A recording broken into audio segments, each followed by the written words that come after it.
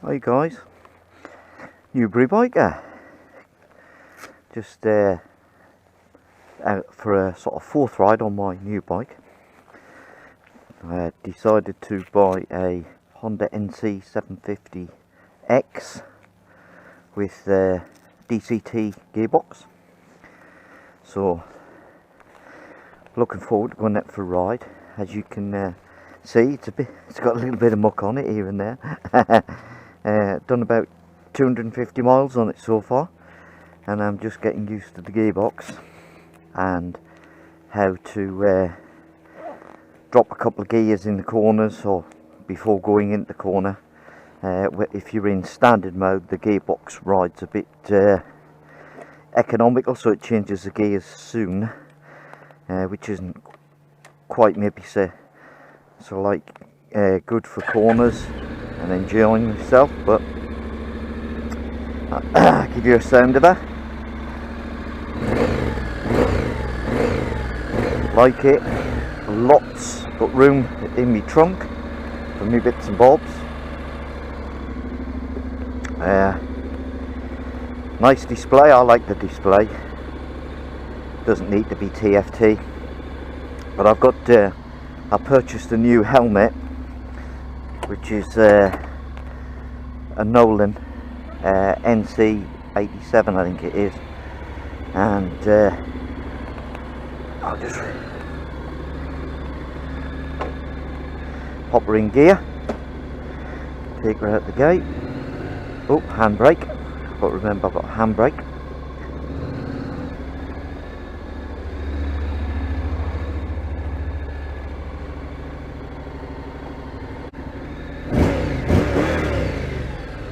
Yeah, sounds really good. So we're in standard mode. I have actually, hopefully you can see this, changed the I've put the user mode to full power, full engine braking and full, ooh, that's not how I left it. Put it in gear. I'm sure I had it differently. Oh right, okay, so you put it into gear, and I've got the drive, it changes sooner than sport, so not as late as standard, not as sorry, not as late as standard, not as early as standard I should say, not as late as sport, so in the middle. So we've got it in that mode, and we're going for a ride. So, lovely wide seat, nice and comfortable. No issues with changing gears. I've got my blog set up attached, so we'll just try it out, see what it's like, as in the microphone, camera, various bits and bobs.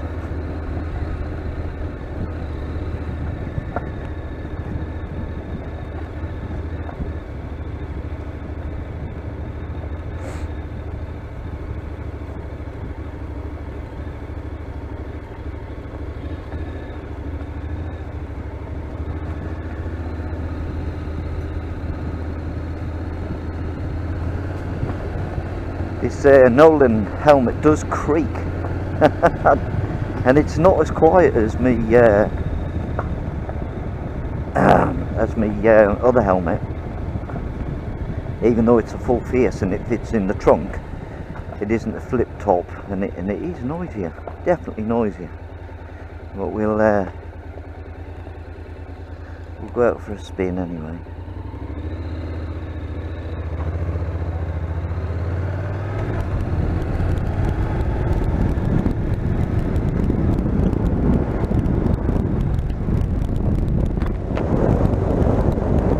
I'll just shut the visor off. You might not be able to hear it, but I can hear the wind noise from the seals around the visor on this helmet, and it's definitely noisier. I haven't got my earplugs in actually, forgot my earplugs, but it's definitely more noisier than my other helmet, definitely.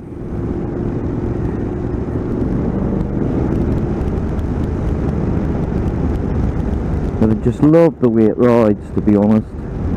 Really nice. So we'll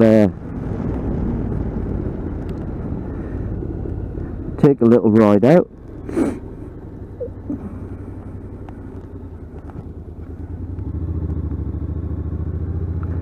Ground's a bit wet and leafy, so we'll just be a bit careful. And I bought this bike to go further afield. It's an adventure bike, but it's not an adventure bike with ground clearance. It's more of a touring adventure bike, really. I like the novelty of having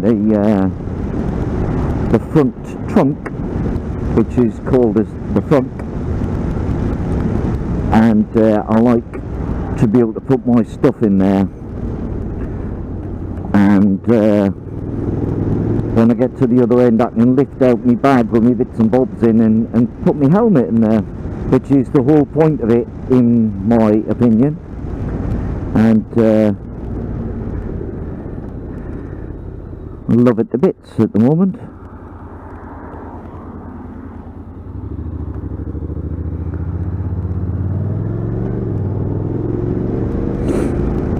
The gear change is very good. It's in like user mode, which I've set up, so it's in 4th. It probably would have been in 5th by now in standard mode. So like we're doing 2,500 revs and she's in 4th. I'll just rev it up once we get out of this 30-mile-an-hour limit. She's dropped into 3rd, and we just see on my preset user mode with 3 sections of the drive element selected as opposed to 4 on sport, and just see where she changes up. So I'll just drop it down again. So there she is, just over 2,000 sort of 400, and it dropped into 3rd. So 3,000 into 4th, 3,500,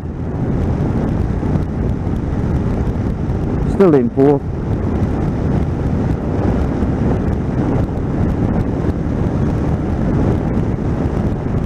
5th at 4,000. So there's obviously like a parameter that it operates within, and I thought this was a happy medium between standard and sports. So just zip it up a bit. She's in 5th.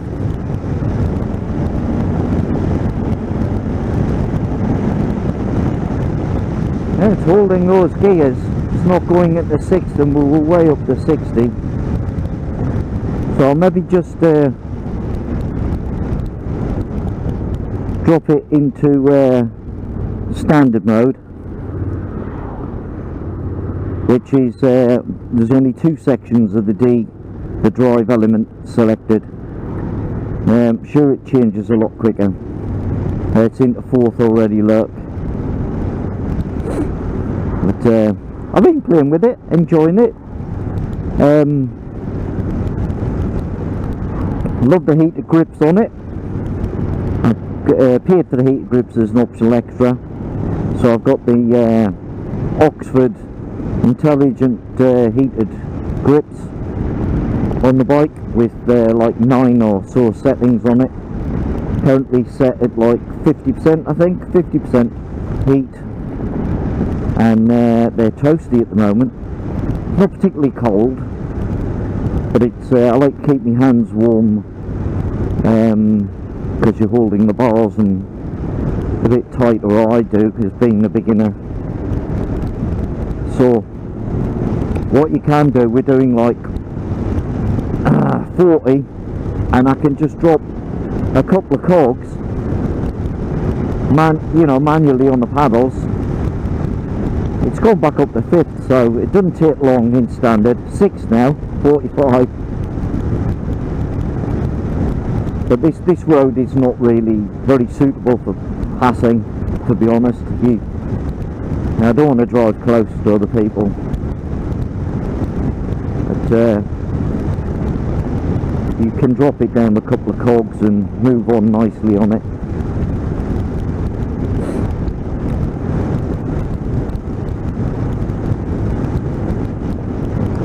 As you can see, I've been out 3 times. I haven't washed it yet from new, but I bought the Honda screen, which is 3 inches higher. It's a 2-ring screen, 3 inches higher than the standard screen. So I've never actually ridden the bike other than on a test ride. My bike itself came with that screen fitted on day 1, and I've got the standard screen just in the packaging. But she's going down the gears into second, all clear, and over we go. I do like the DCT gearbox, really do.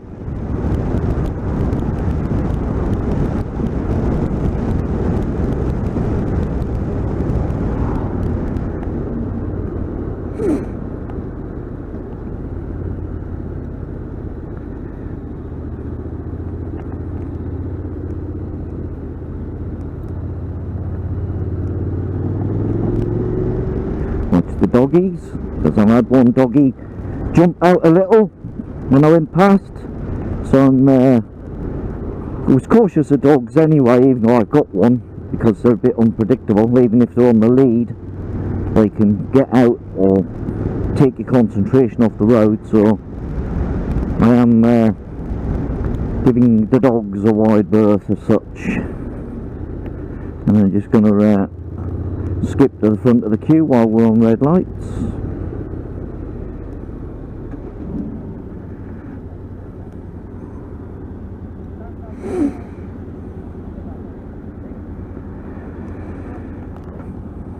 And I've got to go pick up a couple of bits from Screwfix, so I'll probably go there. You might not get to hear that because I might edit it out. I'm just talking to myself. But those heated grips are toasty, so we're going to go back down to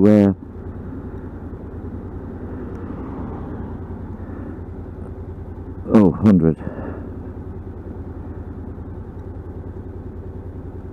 30%, so they're just on. In fact, I think if both lights are on, it's 40. So we'll just try it one more. 30%, that's it.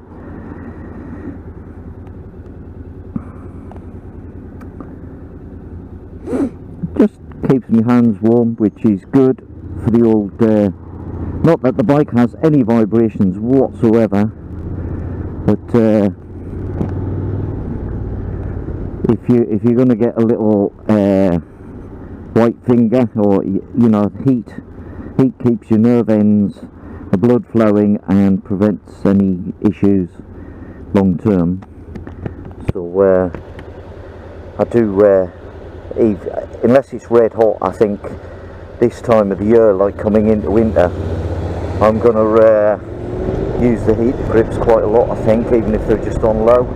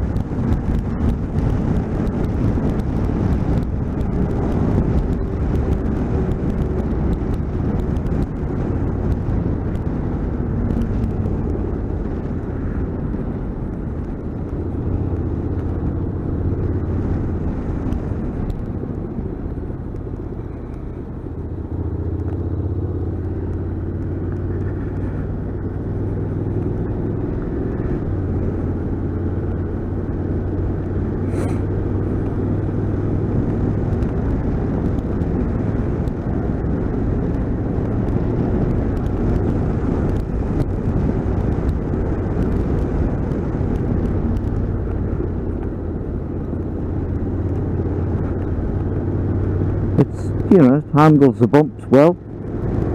These roads aren't necessarily the smoothest, but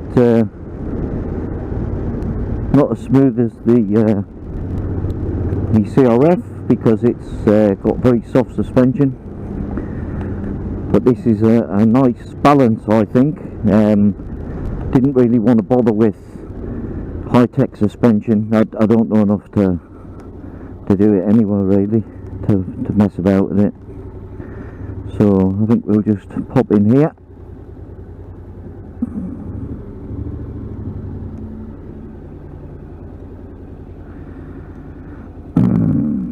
Out the gear, handbrake on, turn the bike off, stand down,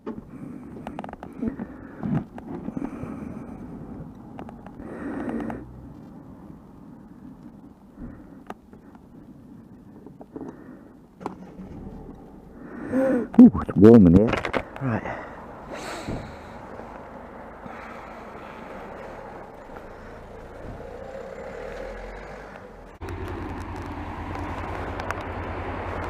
Right, fellas, we've now got our earplugs in. I'm sure that's better for me. And I'll give you a quick look round the bike while we're stopped.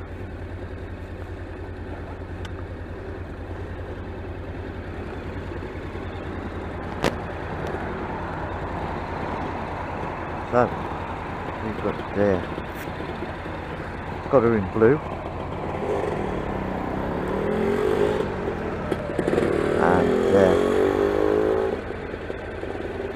I love the DCT gearbox. I think it's pretty much good choice of mine, even though I'm a new rider. I've still got the CRF with a clutch. We've got the front view of my bike, flies, including flies and bugs, and needs a wash. About the third time I've been out on it, maybe the fourth. Short rides, I've got a couple of 100 miles on it, 250 I think, and we've got chain drive, DCT gearbox, 6-speed, single pop piston brake on the back, single disc with a twin pot on the front, 17-inch wheels. Love the sound of the engine, absolutely fantastic. Love the concept of the frunk. I'll just run through the switchgear here if you can see. So I'll pop the stand up, where because it's automatic and or a dual clutch transmission, you can't park the bike and leave it in gear, so it comes with like a handbrake here. You've got your high, a low and a pass on your lights, hazard button there, selector up and down for your modes on your riding modes, and a mode switch or selector for selecting. Horn, typical horn. And you have positive, negative for going down your gears, and there's a positive just here out of view. Neutral, drive, auto and manual, integrated start stop button, and I've got additional heated grips by Oxford fitted, and we've done 267 miles. And we're in neutral, which sounds nice. You can hear that. Standard exhaust. And I'm gonna take you for a little ride. So I take the handbrake off and I can feel it roll straight away. Put the back brake on. Put it into gear so she goes into first heel up. We're averaging 60 to the gallon. Only since I last altered it, but when I've been out on previous other occasions, I've been getting an average of about anywhere between 75 and 80 miles to the gallon. So we'll just check where we're going. Looking alright. And off we go, look.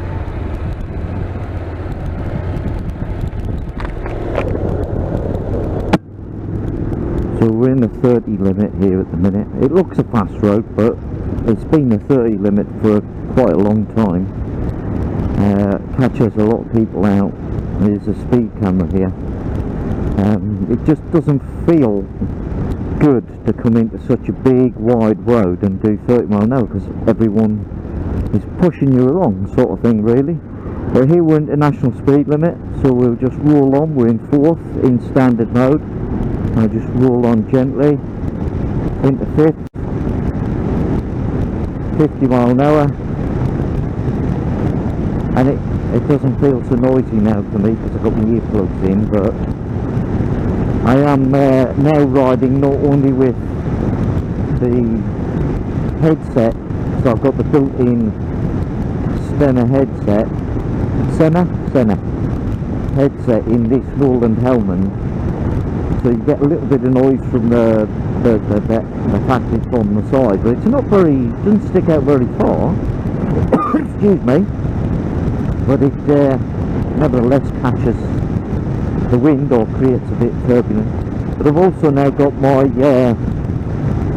camera mounted on the side of the helmet, which is the Ghost camera, and I do like it, to be honest. It looks a better job than the GoPro in the sense it's more aerodynamic, and the battery life is really good on it. I have over the last few years realised there's a knack to it. When you plug it in to charge it in a USB wall charger, for example, for some reason it switches itself on and starts recording. So the next day when you come to unplug it, A, it isn't fully charged, and B, it's recorded about 15 hours of no footage, as in like just a dark room, for example, or a picture of the wall. So I've sussed that out now, so when I plug it in, I can't seem to see why it does that, but when I plug it in and it beeps, I then press and hold the turning on button till it turns off, and then it comes on red and it charges. But if you plug it in when it's off, it comes on red and looks like it's charging, but it's actually recording. So, you know, I could, every time I went to pick it up and go out and do some recording, the damn thing was nearly flat on the battery. But now I've sussed that out and I know what it's doing. It might well be user error, but if I've got to sort of turn it off again while it's powered up to get it to stop recording and start charging, then now I know what to do. It seems to be much better. Haven't done any editing for a long time. Haven't put any videos up for a long time. But the most frustrating part was over the last few months has been that I couldn't suss out why it wouldn't charge. And it does charge. It just depletes the battery, recording endlessly when I'm thinking it's actually charging. This guy's not going to get out of my way, is he? So I shall just move in here. Too late, mate. I'm here now.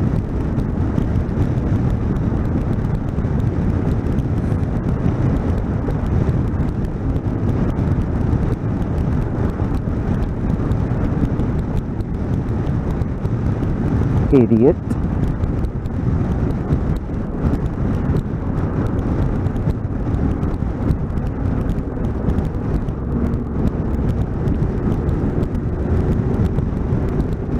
Not to worry. We'll drive safely and get past later.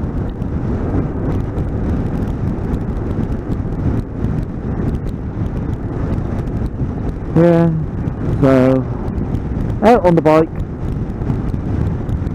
enjoying it. Really good.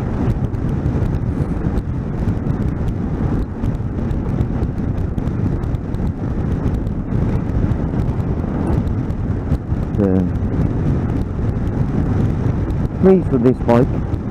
I know it's a road bike, and I thought I was always going to have adventure bikes, proper adventure bikes that is, rather than adventure bikes that are more road bike. But I'm so pleased with this. It's heavy, but the weight's low down. You know, I rode an Africa Twin, the 1100cc version with the DCT, and the weight was so heavy and high up that I felt like I was going to come a cropper every time I started coming to a slow speed riding manoeuvre. And you know, the bottom line is my skill sets were not good enough to ride that bike at the moment. This is much easier to ride and comfortable. It's got enough power for me, being a new rider, and I like it. Don't get me wrong, the Africa Twin is nice. If I had an Africa Twin 800 or something instead of an 1100, I'd probably want to have a go one, but they don't at the moment. And I like this. It was fitted my budget. It was 8,300 new, and an Africa Twin entry level was something like 14 grand. So, you know, huge difference, nearly twice as much. And I'm only a weekend warrior. I can go places on this. Has everything I need. So I thought I'll just go for this. And pleased as punch, to be honest.